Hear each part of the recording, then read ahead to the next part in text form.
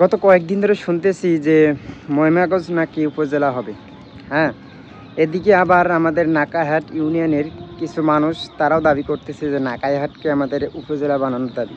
হ্যাঁ, তাহলে আমার প্রশ্ন হচ্ছে, একটা থানায় যদি 3টা থানা হয় তাহলে কীরকম অবস্থা? একটা থানায় সর্বোচ্চ 4 লাখ মানুষ আছে, 17টা ইউনিয়ন, একটা পৌরসভা নিয়ে 18টা। যদি এখানে 3টা উপজেলা হয়, হ্যাঁ, তাহলে হাস্যকর বিষয় ছাড়া আর অন্য কিছু না।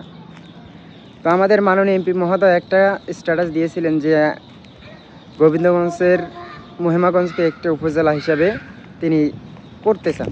ভালো কথা, কিন্তু এর মধ্যে আবার নাকাইহাটকে উপজেলা বানানোর দাবিটা কোত্থেকে আসলো?